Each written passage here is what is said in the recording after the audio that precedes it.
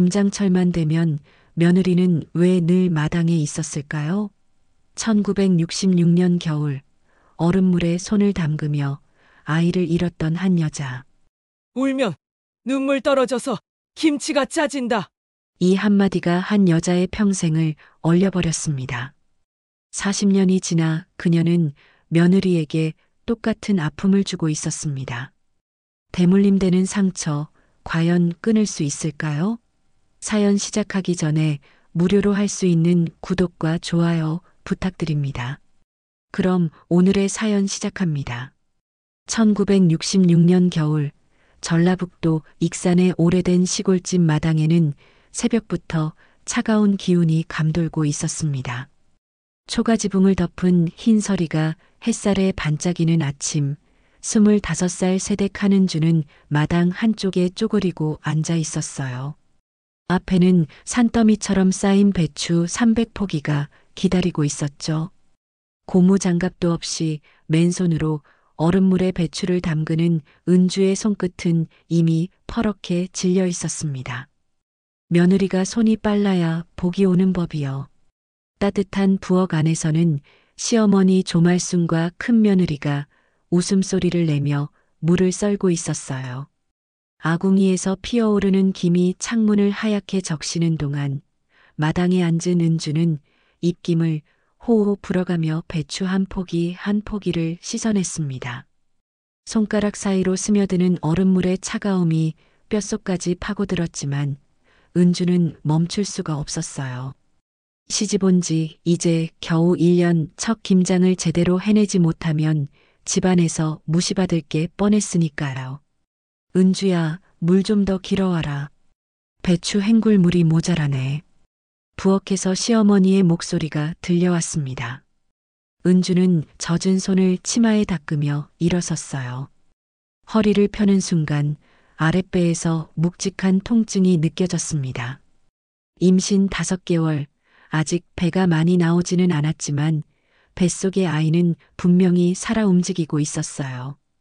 은주는 배를 쓰다듬으며 우물가로 향했습니다. 조금만 참아라, 우리 아가. 엄마가 김장만 끝내면 따뜻한 방에서 쉴 수 있을 거야. 우물에서 물을 길어 올리는 일은 생각보다 힘들었어요. 두레박에 가득 찬 물은 무거웠고 그걸 들어 올리는 순간 은주의 허리가 삐걱거렸습니다. 하지만 참아야 했죠. 시집살이란 게 원래 이런 거라고 친정어머니도 말씀하셨으니까요. 은주는 물동이를 이고 마당으로 돌아왔습니다. 아이고, 느려 터져서 어쩌겠어. 큰 며느리는 벌써 무 다 썰었는데. 시어머니의 핀잔에 은주는 고개를 숙였어요. 큰 며느리는 이미 새 아이를 낳은 베테랑이었고 은주는 아직 처사이도 낳지 못한 풋내기였습니다. 비교당하는 건 익숙했지만 그래도 가슴이 쓰렸어요. 은주는 다시 얼음물에 손을 담갔습니다. 손끝의 감각이 점점 사라지고 있었지만 멈출 수가 없었어요. 해가 중천에 떴을 때쯤 은주는 배추 200포기를 다 씻었습니다. 마당 한쪽에는 씻은 배추가 하얗게 쌓여 있었고 은주의 손은 이제 거의 감각이 없었어요. 점심도 제대로 먹지 못한 채 은주는 다시 배추를 들어 올리기 시작했습니다. 그때였어요. 아랫배에서 갑자기 날카로운 통증이 밀려왔습니다. 으윽! 은주는 배를 움켜쥐며 그 자리에 주저앉았어요. 통증이 너무 심해서 숨을 쉬기도 힘들었습니다. 다리 사이로 무언가 따뜻한 게 흘러내리는 느낌이 들었어요. 은주는 떨리는 손으로 치마를 들춰봤습니다. 붉은 핏자국이 천천히 번져가고 있었죠. 어머니, 어머니. 은주의 외침에 부엌에서 시어머니와 큰며느리가 뛰어나왔어요. 하지만 시어머니의 얼굴에는 걱정보다는 짜증이 먼저 스쳤습니다. 아이고, 이걸 어쩐다고. 김장 다 끝나기도 전에. 큰며느리가 황급히 은주를 부축해 방으로 데려갔습니다. 그날 밤 은주는 병원도 가지 못한 채 방에 누워 있었어요. 뱃속의 아이는 점점 조용해졌고 다음 날 아침 결국 작은 생명은 은주의 품을 떠나고 말았습니다. 은주는 이불을 뒤집어 쓰고 소리 없이 울었어요. 마당에는 아직도 씻지 못한 배추 100포기가 남아 있었고 부엌에서는 시어머니의 목소리가 들려왔습니다. 울면 눈물 떨어져서 김치가 짜진다니까. 그날의 차가운 얼음물과 배추 냄새는 평생 은주의 가슴에 지워지지 않는 상처로 남았습니다. 아이를 잃은 지 사흘이 지났지만 집안의 김장은 멈추지 않았습니다. 은주는 창백한 얼굴로 방에 누워 천장만 바라보고 있었어요. 뱃속이 텅 빈 듯한 허전함과 함께 온몸이 쑤시고 아팠습니다. 하지만 밖에서는 여전히 배추를 버무리는 소리가 들려왔죠. 은주야, 나와서 김치통이나 닦아라. 누워만 있으면 몸이 더 안 좋아진다. 시어머니 조말순의 목소리가 차갑게 방문을 두드렸습니다. 은주는 이불을 걷어내고 비틀거리며 일어났어요. 다리에 힘이 제대로 들어가지 않았지만 시어머니의 말을 거역할 수는 없었습니다. 방문을 열고 나서자 마당에는 여전히 김장 준비가 한창이었어요. 울면 눈물 떨어져서 김치가 짜진다니까. 그러니 울지 말고 일이나 해. 시어머니는 은주를 쳐다보지도 않은 채 무심하게 말했습니다. 은주는 입술을 깨물며 눈물을 참았어요.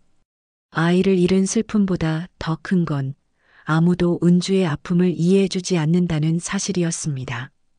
큰 며느리는 멀찍이 서서 은주를 안쓰럽게 바라봤지만 시어머니 앞에서 감히 말을 꺼낼 수는 없었죠. 은주는 마당 한쪽에 쌓인 김치통을 닦기 시작했습니다. 찬물에 손을 담그는 순간 며칠 전 얼음물에 배추를 씻던 기억이 되살아났어요. 그때 느꼈던 차가움이 지금 은주의 가슴속까지 얼려버린 것만 같았습니다. 손을 움직일 때마다 아랫배에서 묵직한 통증이 밀려왔지만 은주는 이를 악물고 참았어요.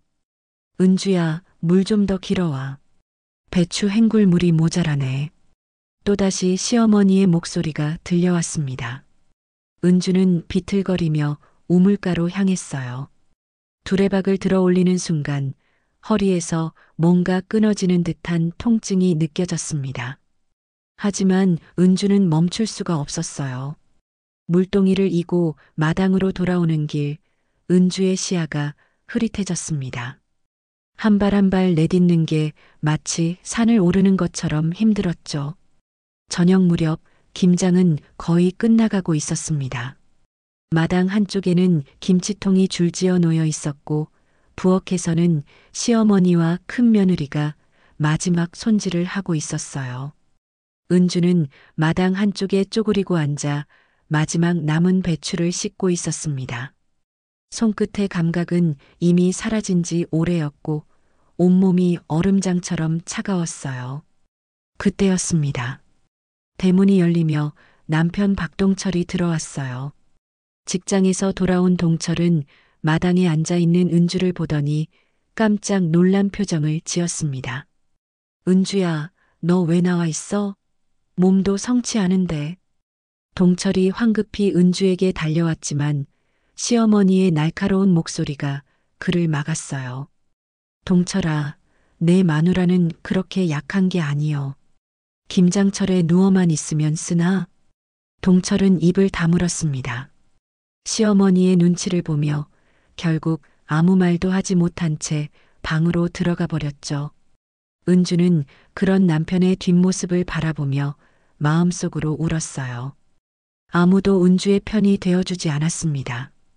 밤이 되자 시어머니는 은주를 부엌으로 불렀습니다. 김장이 다 끝나고 집안이 조용해진 시간이었어요.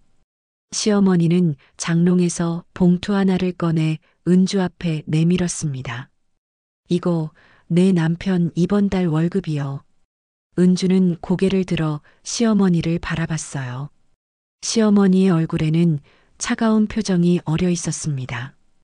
근데 말이여, 내가 애를 지키지 못했으니 앞으로 석 달은 생활비를 못 주겠어. 애 하나 제대로 못 키우는 며느리한테 돈을 줄 수는 없지. 은주의 가슴이 철렁 내려앉았습니다. 아이를 잃은 게 은주의 잘못이라는 말이었어요. 은주는 떨리는 목소리로 간신히 말을 꺼냈습니다. 어머니, 제가 잘못해서 아이를 잃은 게 아니에요. 잘못 안 했으면 왜 애를 잃었겠어? 내가 몸 관리를 제대로 못한 거지. 시어머니는 은주의 팔을 세게 꼬집었습니다. 날카로운 손톱이 은주의 팔에 깊이 파고들었고 그 자리에는 시퍼런 멍이 들었어요. 은주는 아픔을 참으며 고개를 숙였습니다. 내 아들 빼앗긴 것도 서러운데 월급까지 뺏길 수는 없지. 내가 알아서 친정에 손 벌리든지 해라. 시어머니는 봉투를 도로 집어넣고 방으로 들어가 버렸습니다. 은주는 부엌 한쪽에 주저앉았어요.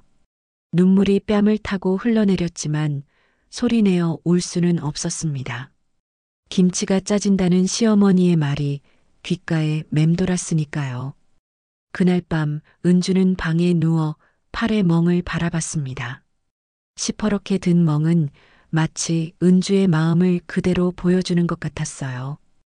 허리는 아직도 쑤셨고 뱃속의 허전함은 채워지지 않았습니다. 은주는 창밖을 바라봤어요. 12월의 차가운 바람이 창틀 사이로 스며들어 왔습니다. 그 바람은 평생 은주의 가슴에 남을 것 같았죠.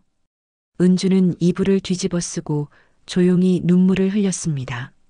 아무도 모르게 소리 없이 그렇게 1966년 12월 5일은 은주의 인생에서 절대 잊을 수 없는 겨울로 기억되었습니다. 세월은 강물처럼 흘러 40년이 지났습니다. 2006년 은주는 이제 65살이 되었어요. 한때 퍼렇게 질렸던 손끝은 이제 주름지고 거칠어졌고 허리도 예전 같지 않았습니다. 남편 박동철은 5년 전 세상을 떠났고 은주는 홀로 작은 반찬 가게를 운영하며 살아가고 있었어요. 가게 한쪽에는 손자 박준서의 사진이 붙어 있었습니다. 이제 6살이 된 준서는 은주의 유일한 기쁨이었죠.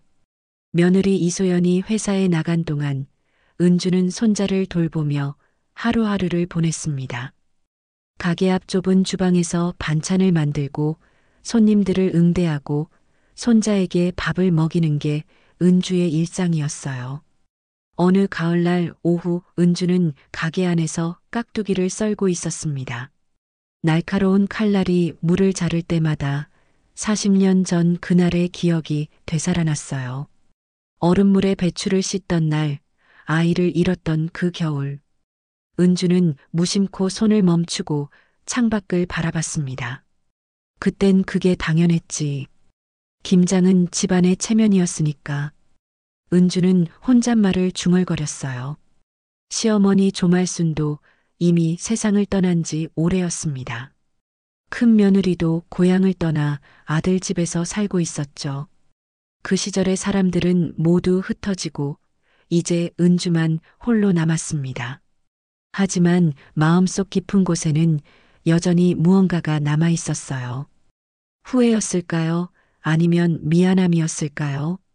할머니, 저 배고파요. 손자 준서의 목소리에 은주는 정신을 차렸습니다. 은주는 칼을 내려놓고 손자에게 다가갔어요. 준서는 태블릿으로 만화를 보다가 은주를 올려다봤습니다. 할머니가 맛있는 거 해줄게. 조금만 기다려라. 은주는 준서의 머리를 쓰다듬으며 미소 지었어요. 이 아이만큼은 행복하게 키우고 싶었습니다. 은주 자신이 겪었던 아픔을 며느리 소연이 겪지 않기를 바라는 마음이 컸죠. 그때 가게 문이 열리며 며느리 소연이 들어왔습니다. 소연은 임신 5개월째였어요. 둘째 아이를 가진 소연의 배는 조금씩 불러오고 있었고 얼굴에는 피곤함이 가득했습니다. 어머니, 준서 말썽은 안 부렸죠? 말썽은 무슨. 우리 준서가 얼마나 착한데. 소연아, 너 얼굴이 많이 안 좋아 보이네. 괜찮아? 소연은 억지로 미소를 지으며 고개를 끄덕였어요. 하지만 은주는 알 수 있었습니다. 소연이 무리하고 있다는 걸. 회사 일도 힘들고 집안일도 해야 하고 게다가 임신까지 하고 있으니 얼마나 힘들겠어요. 소연아, 너무 무리하지 마. 둘째 가진 몸인데 몸조리 잘해야지. 괜찮아요, 어머니. 이 정도는 아무것도 아니에요. 소연은 준서의 손을 잡고 집으로 향했습니다. 은주는 소연의 뒷모습을 바라보며 가슴 한쪽이 먹먹해졌어요. 40년 전 자신의 모습이 소연과 겹쳐 보였으니까요. 배를 두드리며 김장을 했던 그 시절, 아무도 은주의 아픔을 돌봐주지 않았던 그 시절이 저녁이 되자 은주는 가게 문을 닫고 집으로 돌아왔습니다. 좁은 원룸에는 은주 혼자만의 공간이었어요. 텔레비전을 켜고 저녁 뉴스를 보던 은주는 문득 서랍을 열었습니다. 오래된 사진첩이 나왔죠. 은주는 먼지를 털어내고 사진첩을 펼쳤어요. 첫 장에는 은주의 젊은 시절 사진이 있었습니다. 25살 갓 시집온 새댁의 모습. 환하게 웃고 있지만 눈가에는 어딘지 모를 불안함이 어려 있었어요. 은주는 사진 속 자신을 바라보며 중얼거렸습니다. 그땐 정말 힘들었지. 다음 장을 넘기자 시어머니 조말순의 사진이 나왔습니다. 엄격한 표정의 시어머니. 은주는 사진을 한참 바라봤어요. 시어머니도 어쩌면 또 다른 며느리였을 거예요. 시어머니의 시어머니에게 똑같이 당했을지도 모르죠. 그렇게 대물림되어 온 아픔이었을 겁니다. 은주는 사진첩을 덮고 창밖을 바라봤어요. 11월의 찬바람이 창문을 흔들고 있었습니다. 곧 12월이 오겠죠. 김장철이 다가오고 있었어요. 은주는 핸드폰을 꺼내 며느리 소연에게 메시지를 보냈습니다. 소연아, 올해는 김장 안 할 거니까 너무 신경 쓰지 마. 요즘은 사 먹는 게 더 맛있더라. 하지만 메시지를 보내고 나서도 은주의 마음은 편하지 않았습니다. 정말 김장을 안 해도 되는 걸까요? 김장은 집안의 전통이고 체면인데. 은주는 핸드폰을 내려놓고 한숨을 쉬었어요. 그날 밤 은주는 잠을 이루지 못했습니다. 40년 전 그날의 기억이 자꾸만 떠올랐어요. 얼음물에 손을 담그던 느낌, 아이를 잃었던 슬픔, 시어머니의 차가운 말들, 그리고 팔에 들었던 시퍼런 멍. 은주는 무의식 중에 팔을 만졌습니다. 멍은 사라진 지 오래지만 그날의 아픔은 여전히 은주의 가슴 속에 남아 있었어요. 은주는 이불을 뒤집어 쓰고 눈을 감았습니다. 하지만 잠은 오지 않았죠. 마음속 깊은 곳에서 무언가가 계속 은주를 괴롭혔습니다. 미안함이었을까요? 아니면 후회였을까요? 은주는 알 수 없었어요. 11월 말 며느리 소연은 병원 침대에 누워 천장만 바라보고 있었습니다. 정기 검진을 받으러 왔다가 의사로부터 청천벽력 같은 말을 들었어요. 유산 위험 판정. 둘째 아이가 위험하다는 거였죠. 소연의 눈에서 눈물이 주르륵 흘러내렸습니다. 태반이 불안정해요. 절대 안정이 필요합니다. 무거운 것도 들면 안 되고 집안일도 최대한 피하세요. 의사의 말이 귓가에 맴돌았어요. 소연은 떨리는 손으로 배를 감싸 쥐었습니다. 준서를 낳을 때는 아무 문제가 없었는데 둘째는 왜 이렇게 힘든 걸까요? 회사 일과 육아를 병행하느라 무리했던 게 원인이었을까요? 소연 씨, 일주일 정도 입원하셔야 할 것 같아요. 상태를 지켜봐야 합니다. 소연은 고개를 끄덕였어요. 남편 박진수에게 전화를 걸었지만 회의 중이라며 받지 않았습니다. 소연은 할 수 없이 시어머니 은주에게 전화를 걸었죠. 어머니, 저 병원에 입원했어요. 아기가 위험하대요. 전화기 너머로 은주의 놀란 목소리가 들려왔습니다. 뭐? 아기가 위험해? 소연아, 어느 병원이야? 내가 지금 갈게. 아니에요, 어머니. 괜찮아요. 그냥 일주일 정도 입원하면 된대요. 준서는 어린이집에서 데려다 주실 수 있으세요? 그래, 그래. 준서는 걱정 마. 너는 몸 추스르는 데만 집중해. 전화를 끊고 소연은 한숨을 쉬었습니다. 다행히 시어머니는 이해심이 있는 분이었어요.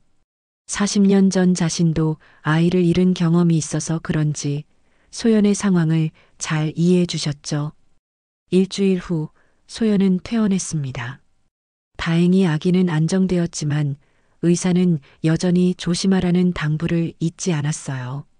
소연은 집으로 돌아와 침대에 누웠습니다. 온몸이 무거웠고 마음도 편하지 않았어요. 그날 저녁 시어머니 은주에게서 전화가 걸려왔습니다. 소연아, 몸은 좀 어때? 괜찮아요, 어머니. 많이 좋아졌어요. 그래, 다행이다. 소연아, 그런데 말이야. 몸이 아파도 그냥 와서 쉬어라. 우리 집에서 밥은 내가 다 해줄게. 소연은 순간 가슴이 뭉클했습니다. 시어머니의 배려가 고마웠어요. 소연은 남편 진수와 상의한 끝에 이틀 후 시댁으로 향했습니다. 준서를 데리고 시댁 문을 열었을 때 은주가 환하게 웃으며 맞이했어요. 어서 와라. 많이 힘들었지? 어서 들어와서 쉬어. 소연은 안심하며 집 안으로 들어갔습니다. 하지만 거실을 지나 부엌 쪽으로 향하는 순간 소연의 발걸음이 멈췄어요. 부엌 한쪽에는 커다란 고무대야가 놓여 있었고 마당에는 산더미처럼 쌓인 배추가 기다리고 있었습니다. 소연은 순간 등골이 오싹해졌어요. 어머니, 이게 뭐예요? 은주는 어색하게 웃으며 손을 내저었습니다. 아, 이거 올해는 김장 안 한다고 했는데 큰 며느리가 자꾸 해달라고 해서. 소연아, 너는 그냥 방에서 쉬고 있어. 내가 다 할게. 소연은 마당의 배추를 바라봤어요. 최소한 200포기는 되어 보였습니다. 저걸 시어머니 혼자서 다 할 수 있을까요? 소연은 불안한 마음에 방으로 들어갔습니다. 1시간쯤 지났을까요?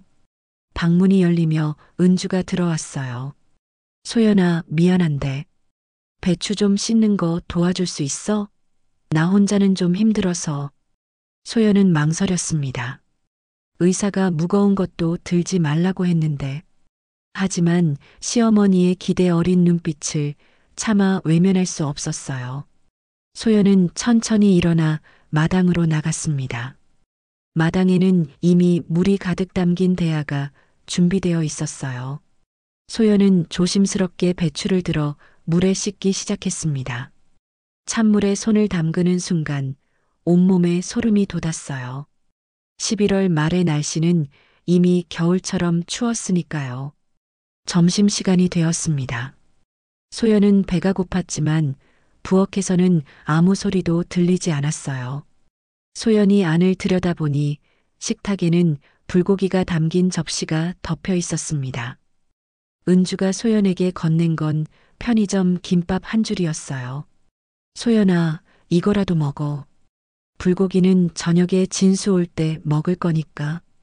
소연은 김밥을 받아들고 멍하니 바라봤습니다. 시어머니는 분명 자신을 배려한다고 했는데 왜 이런 걸까요? 소연은 김밥을 한 입 베어 물었지만 목구멍으로 넘어가지 않았어요. 눈물이 핑 돌았지만 참아야 했습니다. 오후 내내 소연은 배추를 씻었습니다. 허리는 아팠고 배는 자꾸 당기는 느낌이 들었어요. 하지만 은주는 계속 소연에게 이것저것 부탁했습니다. 물을 썰어달라고, 물을 길어달라고, 김치통을 닦아달라고. 소연은 말없이 시키는 대로 했어요. 해가 질 무렵 소연은 더 이상 견딜 수가 없었습니다. 배가 자꾸 아팠고 다리에 힘이 풀렸어요. 소연은 마당 한쪽에 주저앉아 숨을 몰아쉬었습니다. 그때 대문이 열리며 남편 진수가 들어왔어요. 진수는 소연의 모습을 보더니 깜짝 놀라 달려왔습니다. 소연아, 너 왜 이래? 무슨 일이야? 소연은 떨리는 목소리로 간신히 말했어요. 진수야, 나 아기가 위험할 것 같아. 진수는 황급히 소연을 부축해 차에 태웠습니다. 응급실로 향하는 차 안에서 소연은 배를 감싸 쥔 채 신음을 흘렸어요. 다행히 아기는 무사했지만 의사는 엄중하게 경고했습니다. 다시 한 번만 더 무리하시면 정말 위험합니다. 절대 안정하셔야 해요. 병원에서 돌아온 다음 날 소연은 집에 누워 쉬고 있었습니다. 진수는 회사에 반차를 내고 소연 곁을 지켰어요. 그때 시어머니 은주에게서 전화가 걸려왔습니다. 소연아, 어제는 깜짝 놀랐네. 괜찮아? 네, 어머니. 괜찮아요. 그래, 다행이다. 그런데 소연아, 김장이 아직 반밖에 안 끝났거든. 오늘 다시 한 번만 와줄 수 있어? 소연은 말문이 막혔습니다. 어제 병원까지 갔다 왔는데 다시 김장을 하러 오라는 말이었어요. 소연이 대답을 못하자 은주가 다시 말했습니다. 내 친정은 김장도 안 하니? 요즘 며느리들은 너무 게을러. 우리 때는 말이야. 전화기 너머로 은주의 목소리가 이어졌지만 소연은 더 이상 듣고 싶지 않았어요. 소연은 조용히 전화를 끊었습니다.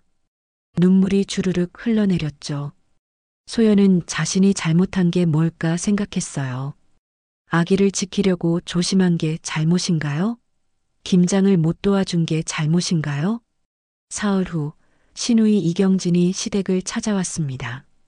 경진은 차 트렁크를 열더니 커다란 김치통 8개를 꺼내기 시작했어요. 은주는 환하게 웃으며 경진을 맞이했습니다. 아이고, 우리 딸. 이렇게까지 안 가져가도 되는데. 엄마, 우리 애들이 할머니표 김치를 얼마나 좋아하는데요. 이번에 좀 넉넉하게 담가주세요. 경진은 능숙하게 김장을 도왔습니다. 새 아이를 키운 베테랑 주부답게 손놀림이 빨랐어요. 은주는 경진의 모습을 흐뭇하게 바라봤습니다. 그때 대문이 열리며 진수와 소연이 들어왔어요. 진수는 어머니가 부르셔서 어쩔 수 없이 왔다며 미안해했습니다. 어머니, 소연이 몸이 안 좋은데 왜 자꾸 부르세요? 아니, 나는 그냥 얼굴이나 보자고 한 건데 일 시키려고 부른 게 아니야. 하지만 은주의 말과는 달리 소연에게는 또다시 배추가 주어졌습니다. 소연은 말없이 마당 한쪽에 앉아 배추를 씻기 시작했어요. 시누이 경진은 멀찍이서 소연을 바라봤습니다. 경진도 며느리 입장이 되어봤기에 소연의 마음을 알 것 같았어요. 하지만 친정 어머니 앞에서 감히 말을 꺼낼 수는 없었죠. 점심시간이 되자 은주는 경진에게 푸짐한 밥상을 차려줬습니다. 불고기에 된장찌개, 각종 반찬이 가득했어요. 반면 소연에게는 어제와 똑같이 편의점 김밥이 건네졌습니다. 경진은 그 모습을 보고 눈살을 찌푸렸지만 아무 말도 하지 않았어요. 엄마, 이거 올케 것도 좀 주세요. 김밥만 먹으면 어떡해요? 아, 괜찮아. 소연이는 입맛이 없대서 김밥이 편하다더라. 은주는 경진의 말을 가볍게 넘겼습니다. 소연은 김밥을 들고 마당 한쪽에 앉았어요. 눈물이 나오려 했지만 꾹 참았습니다. 시누이 앞에서 우는 모습을 보이고 싶지 않았으니까요. 오후가 되자 경진은 김치통 8개를 모두 챙겨 차에 실었습니다. 은주는 경진의 손을 꼭 잡으며 말했어요. 우리 딸 고생했어. 다음에 또 올 때 더 챙겨줄게. 경진이 떠나고 마당에는 소연과 은주만 남았습니다. 소연은 계속 배추를 씻었고 은주는 부엌에서 양념을 버무리고 있었어요. 그때 진수가 참다 못해 목소리를 높였습니다. 엄마, 제발 좀요. 소연이는 수술한 사람이에요. 아기도 위험하다고 했잖아요. 왜 자꾸 일을 시키는 거예요? 은주는 손을 멈추고 진수를 돌아봤습니다. 은주의 눈가가 미세하게 떨렸어요. 수술? 무슨 수술? 유산 위험이 있어서 입원했다가 겨우 퇴원했어요.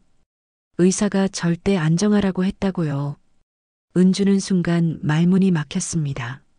소연이 입원했다는 사실을 몰랐어요. 아니, 알았어도 대수롭지 않게 생각했던 걸까요? 은주는 마당에 앉아 있는 소연을 바라봤습니다. 소연의 얼굴은 창백했고 손은 떨리고 있었어요. 그 순간 은주의 머릿속에 40년 전 기억이 스쳐 지나갔습니다. 얼음물에 손을 담그고 배추를 씻던 자신의 모습. 아이를 잃고도 김장을 멈추지 못했던 그날. 시어머니의 차가운 말. 팔에 들었던 시퍼런 멍. 은주는 자신도 모르게 팔을 만졌어요. 나도 그때 시어머니에게 그렇게 당했지. 은주는 중얼거렸습니다. 진수는 어머니의 말을 듣고 고개를 갸우뚱했어요. 엄마, 무슨 말씀이세요? 은주는 대답하지 않았습니다. 대신 소연에게 다가가 손을 잡았어요. 소연의 손은 얼음처럼 차가웠습니다. 마치 40년 전 은주의 손처럼. 소연아, 미안해. 내가 너무 심했구나. 소연은 고개를 들어 시어머니를 바라봤어요. 은주의 눈에는 눈물이 맺혀 있었습니다. 소연은 처음으로 시어머니의 진심을 느꼈어요. 하지만 마음속 깊은 곳의 상처는 쉽게 아물지 않았습니다. 그날 저녁 은주는 혼자 부엌에 앉아 생각에 잠겼습니다. 자신이 시어머니에게 당했던 일을 며느리에게 똑같이 한 거였어요. 대물림된 아픔. 은주는 자신이 너무 부끄러웠습니다. 다음 날 아침 소연은 가방을 챙기고 있었습니다. 더 이상 시댁에 있고 싶지 않았어요. 진수는 걱정스러운 얼굴로 소연을 바라봤습니다. 소연아, 엄마가 어제 많이 미안해 하시던데. 조금만 참아줘. 참으라고? 나는 어제 죽을 뻔했어. 아기도 위험했고. 그런데 조금만 참으라고? 소연의 목소리가 떨렸습니다. 진수는 아무 말도 하지 못했어요. 소연이 옳았으니까요. 그때 방문이 열리며 은주가 들어왔습니다. 소연아, 어디 가니? 집에 가요. 여기 있으면 제 아기가 위험해요. 은주는 입술을 깨물었습니다. 할 말이 없었어요. 은주는 부엌으로 가서 김장을 계속했습니다. 하지만 손이 제대로 움직이지 않았어요. 자꾸만 40년 전 그날이 떠올랐으니까요. 점심 무렵 시누이 경진이 다시 시댁을 찾아왔습니다. 김치통을 더 받아가려고 온 거였어요. 경진은 부엌에서 김장을 하던 은주를 보고 말했습니다. 엄마, 올케는요? 오늘은 안 왔어요? 소연이는 몸이 안 좋아서 집에 있어. 아, 그래요? 그럼 제가 오늘 도와드릴게요. 경진은 앞치마를 두르고 김장을 돕기 시작했습니다. 한참 물을 썰던 경진이 조심스럽게 말을 꺼냈어요. 엄마, 근데 올케한테 좀 잘해주세요. 어제 보니까 올케 얼굴이 너무 안 좋더라고요. 경진아, 너는 몰라. 요즘 며느리들은 너무 약해. 우리 때는 엄마도 그때 힘들었잖아요. 경진의 말에 은주는 손을 멈췄습니다. 경진은 어머니의 과거를 알고 있었어요. 할머니에게 구박받으며 김장을 하다가 아이를 잃었던 이야기를. 은주는 경진을 물끄러미 바라봤습니다. 경진아, 너 어떻게 알았니? 아빠한테 들었어요. 엄마가 할머니한테 얼마나 고생했는지. 그런데 엄마는 왜 올케한테 똑같이 하세요? 은주는 말문이 막혔습니다. 경진의 말이 가슴에 비수처럼 박혔어요. 그렇습니다. 은주는 자신이 당했던 일을 며느리에게 똑같이 하고 있었던 거예요. 나는 그냥 김장이 중요하다고 생각했어. 집안의 체면이고 전통이니까. 엄마, 김장보다 며느리가 더 중요해요. 며느리가 건강해야 손주도 건강하게 태어나잖아요. 경진의 말에 은주는 고개를 떨구었습니다. 눈물이 뚝뚝 떨어졌어요. 경진은 어머니의 어깨를 감싸 안았습니다. 그날 저녁 경진의 남편 제부도 시댁을 찾아왔습니다. 김치통을 차에 싣기 위해서였죠. 제부는 트럭을 몰고 와서 김치통을 하나씩 옮기기 시작했어요. 그런데 김치통의 개수를 세던 제부의 얼굴이 굳었습니다. 어머니, 김치통이 8개라고 하셨는데 10개가 있네요? 응, 10개. 내가 8개만 준비했는데. 은주도 고개를 갸우뚱했습니다. 마당에 나가 김치통을 세어보니 정말 10개였어요. 경진도 이상하다는 듯 김치통을 살펴봤습니다. 엄마, 이거 혹시 올케 집 김치통 아니에요? 은주는 그제야 깨달았습니다. 며칠 전 소연이 가져온 김치통 2개가 섞여 있었던 거예요. 소연은 친정에서 받은 김치를 담아왔었는데 은주가 그걸 자기 것인 줄 알고 김장김치를 담아버린 거였죠. 아이고, 이를 어쩌지. 소연이 것을 내가. 그때 제부가 비꼬는 투로 말했습니다. 어머니가 김장 도둑이 되셨네요. 하. 제부는 농담처럼 말했지만 경진의 얼굴이 확 굳었습니다. 오빠, 지금 그게 농담이야? 올케가 친정에서 힘들게 받아온 김치를 엄마가 실수로 쓴 건데. 아니, 나는 그냥 농담으로. 농담이면 다야? 엄마가 지금 얼마나 미안해 하시는데. 경진의 목소리가 높아졌습니다. 제부도 지지 않고 맞받아쳤어요. 당신이 뭔데 나한테 소리를 질러? 내가 뭘 잘못했는데? 잘못했으면 사과를 해야지. 마당에서 2사람의 언성이 높아졌습니다. 은주는 어쩔 줄 몰라 하며 2사람을 말렸어요. 그만해, 그만하라고. 다 내 잘못이야. 하지만 경진과 제부는 멈추지 않았습니다. 급기야 제부가 화를 내며 차에 올라탔어요. 나는 먼저 간다. 당신은 알아서 와. 제부는 그렇게 혼자 차를 몰고 가버렸습니다. 경진은 그 자리에 주저앉아 울기 시작했어요. 은주는 딸을 부축하며 함께 울었습니다. 김장하던 마당은 순식간에 전쟁터가 되어버렸죠. 그날 밤 은주는 소연에게 전화를 걸었습니다. 떨리는 손으로 전화기를 들고 한참을 망설이다 통화 버튼을 눌렀어요. 소연아, 어머니야, 미안해. 내 김치통을 내가 실수로 써버렸어. 친정에서 받은 거였는데. 전화기 너머로 소연의 한숨소리가 들려왔습니다. 괜찮아요, 어머니. 김치통쯤이야. 소연아, 정말 미안해. 그리고 너한테 너무 심하게 했어. 내가 미쳤었나 봐. 은주는 눈물을 흘리며 말했습니다. 소연은 한참 동안 아무 말도 하지 않았어요. 그러다가 조용히 말했습니다. 어머니, 저 내년에는 김장 안 올게요. 김치는 그냥 사 먹을게요. 소연아, 죄송해요, 어머니. 저는 더 이상 못하겠어요. 전화가 끊겼습니다. 은주는 전화기를 붙잡고 한참을 그 자리에 앉아 있었어요. 가슴이 미어지는 것 같았습니다. 자신이 며느리를 얼마나 아프게 했는지 이제야 깨달았으니까요. 소연과의 통화가 끊긴 후 은주는 며칠 동안 잠을 이루지 못했습니다. 밤마다 40년 전 그날이 되살아났어요. 얼음물에 손을 담그던 느낌, 아이를 잃었던 순간, 시어머니의 차가운 말들, 그리고 팔에 들었던 시퍼런 멍. 은주는 무의식 중에 팔을 만지작거렸습니다. 나도 그때 시어머니에게 그렇게 굴었지. 똑같이. 은주는 혼잣말을 중얼거렸어요. 새벽 3시 은주는 이불을 걷어내고 일어났습니다. 부엌으로 가서 찬물을 한 잔 마셨죠. 창밖을 보니 마당에는 아직도 김장 흔적이 남아 있었어요. 빈 김치통과 배추 잎사귀들.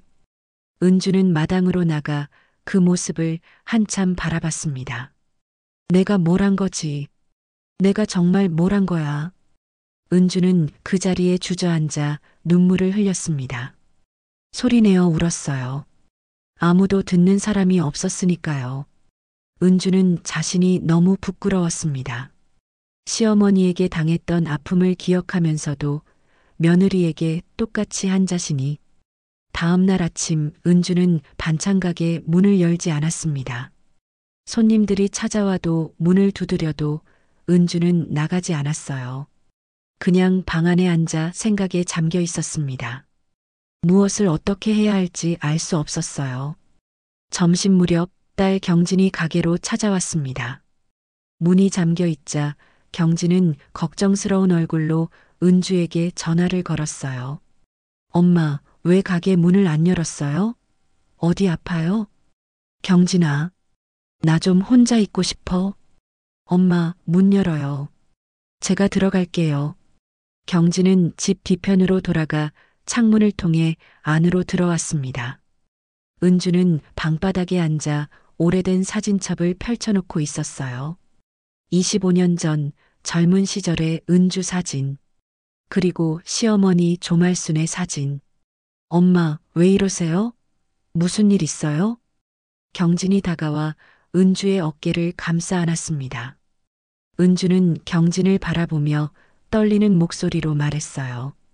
경진아, 나 소연이한테 너무 심하게 했지? 엄마, 나도 당했었어. 내 할머니한테 똑같이.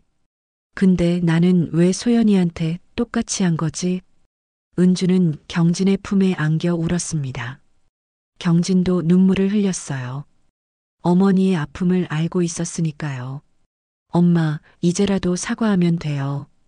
늦지 않았어요. 경진의 말에 은주는 고개를 들었습니다. 그렇습니다.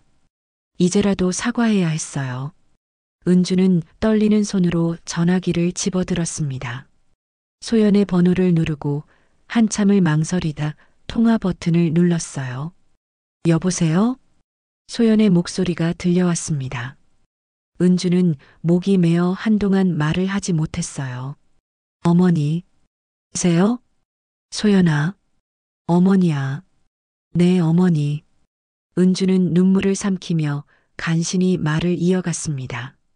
소연아, 그날 정말 미안했어. 회복도 안 됐는데 괜히 불렀지. 아기가 위험한데도 일을 시켰지. 나는 내가 얼마나 힘들었는지 몰랐어. 전화기 너머로 소연의 작은 한숨 소리가 들려왔습니다. 괜찮아요, 어머니. 아니야, 괜찮지 않아. 나도 내 나이 때 똑같은 일을 겪었거든. 김장하다가 아이를 잃었어. 근데 시어머니는 나한테 계속 일을 시켰지. 울면 김치가 짜진다고 했어. 은주는 40년 동안 아무에게도 하지 못했던 이야기를 꺼냈습니다. 얼음물에 손을 담그던 일, 아이를 잃었던 슬픔, 월급을 빼앗긴 일, 팔에 들었던 멍. 모든 걸 털어놨어요. 나는 내가 나처럼 힘들게 하고 싶지 않았어. 근데 결국엔 똑같이 했네. 소연아, 정말 미안해. 전화기 너머로 소연의 흐느끼는 소리가 들려왔습니다. 어머니, 저도 어머니 마음 알아요. 어머니도 힘드셨잖아요. 소연아, 내년부터는 김장 안 할 거야. 아니, 평생 안 할 거야. 김치는 사 먹으면 되지. 며느리 고생시키면서까지 김장할 필요 없어. 어머니. 그리고 소연아, 내가 원하면 나도 이해할게. 시댁에 안 와도 괜찮아. 내 몸이 제일 중요하니까.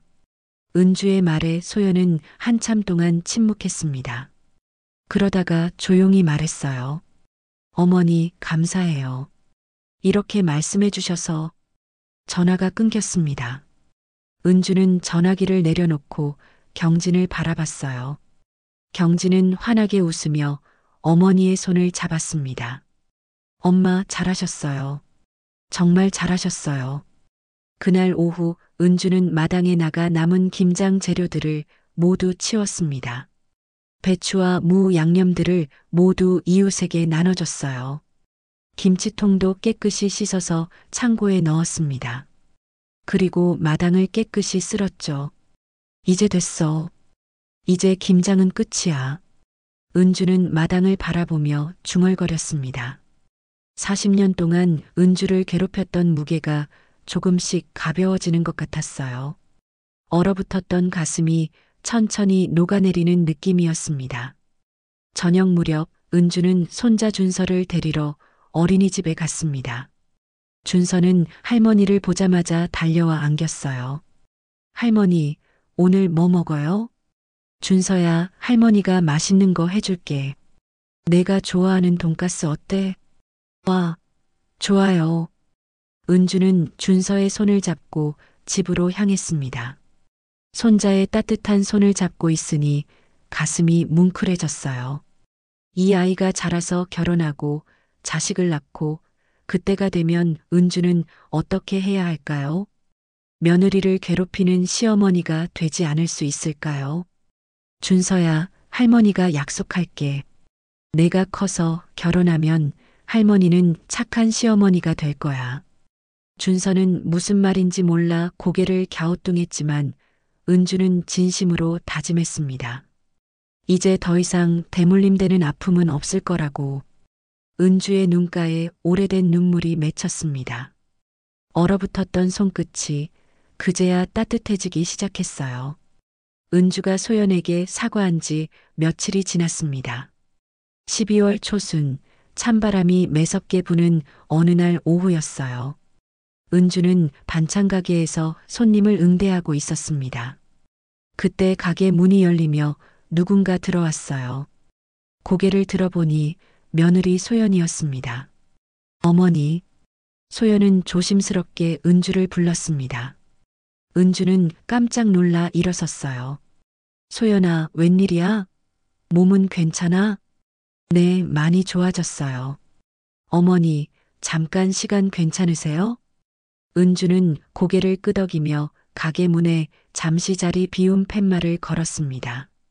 두 사람은 가게 안쪽 작은 테이블에 마주 앉았어요.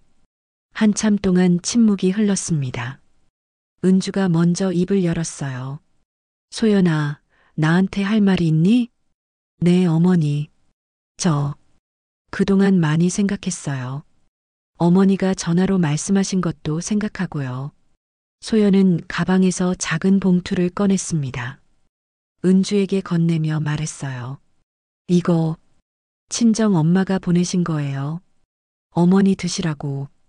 봉투 안에는 손으로 쓴 편지와 약간의 돈이 들어 있었습니다. 은주는 편지를 펼쳐 읽기 시작했어요. 사돈 어른께 소연이한테 많이 잘해주셔서 감사합니다. 딸이 힘들 때 위로해 주시고 잘못을 인정해 주셔서 고맙습니다. 저도 며느리 입장이었고 사돈 어른도 며느리 입장이셨죠.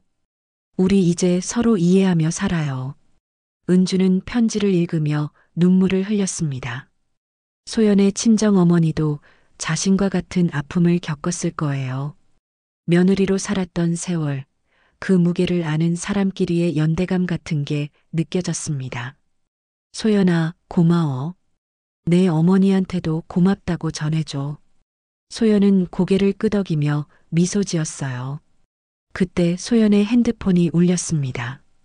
신우이 경진이었어요. 소연이 전화를 받자 경진의 목소리가 들려왔습니다. 올케, 지금 어디야? 엄마 가게 앞인데 문이 잠겨 있네. 언니, 저 지금 가게 안에 있어요.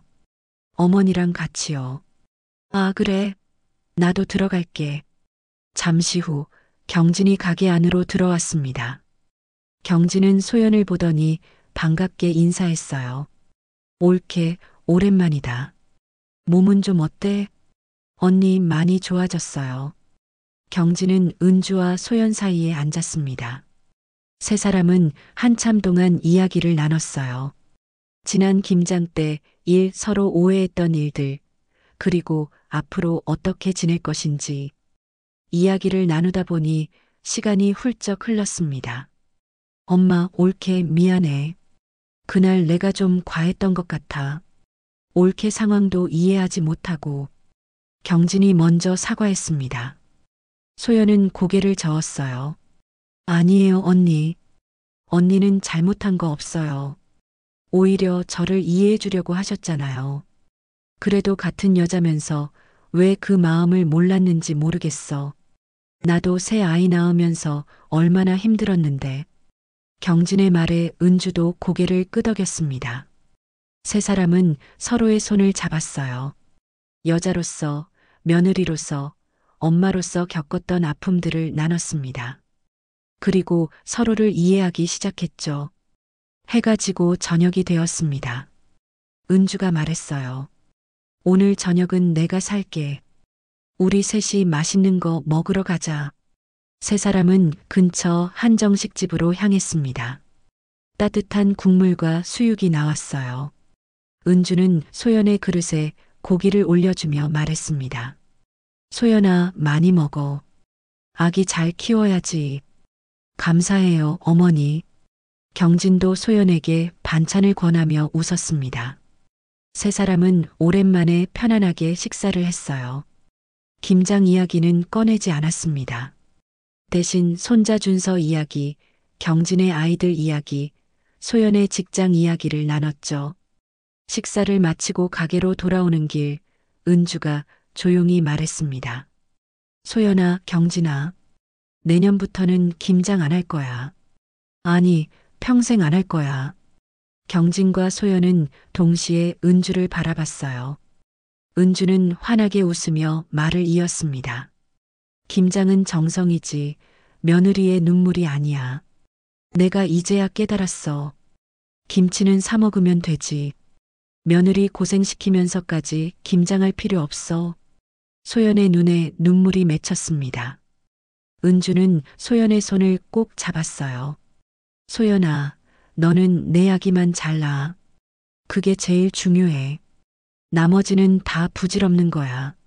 어머니, 감사해요. 그날 이후 세 사람의 관계는 달라졌습니다.